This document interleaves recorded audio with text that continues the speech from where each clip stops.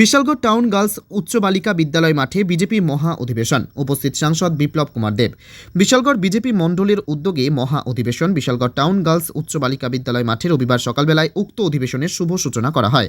প্রদীপ প্রজ্বলনের মধ্যে দিয়ে অধিবেশনের সূচনা করেন রাজ্যের প্রাক্তন মুখ্যমন্ত্রী তথা পশ্চিম ত্রিপুরা লোকসভা সাংসদ বিপ্লব কুমার দেব।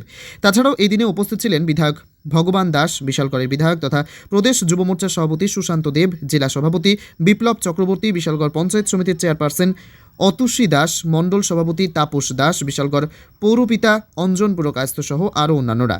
এদিনের মহা অধিবেশনে রাজ্যের বিরোধী দল সিপিআইএম দলের অনৈতিক আলোচনা এবং কাজকর্মের তীব্র বিরোধিতা করে বিরোধী দল সিপিআইএমকে হুঁশিয়ারি দিলেন প্রাক্তন মুখ্যমন্ত্রী। তিনি বলেন, বিরোধী দল সিপিএম রাজনীতি করার মতো তাদের হাতে কোনো ইস্যু নেই। ত্রিপুরা রাজ্যকে ডিজিটালে পরিণত করার যে উদ্যোগ গ্রহণ করেছেন রাজ্য সরকার, সে উদ্যোগে প্রতিনিয়ত বাধার সৃষ্টি করছেন বিরোধী দল। কৃষকদের কথা বলতে ক্ষেত্রদের কথা বলো। কৃষকদের গড় আয় ছিল যখন কমিউনিস্ট ছিল 6,500 টাকা, আজকের দিনে ত্রিপুরার যে কৃষকদের গড় আয় 12,000 টাকা ডাবল হয়ে গেছে মেরে মিত্র 6 বছরের মধ্যে। ভারতীয় জনতা পার্টির কার্যকর্তারা শুধু বলে এমন নয়, কাজ করে দেখে।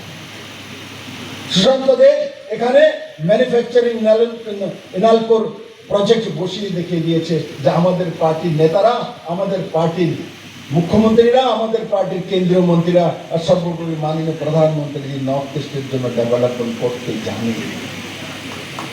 আর কমিউনিস্টের মুখে শুধু বুলি শুধু এদের ভাষণে দেখবে পুরনো ভাষণগুলো তুলে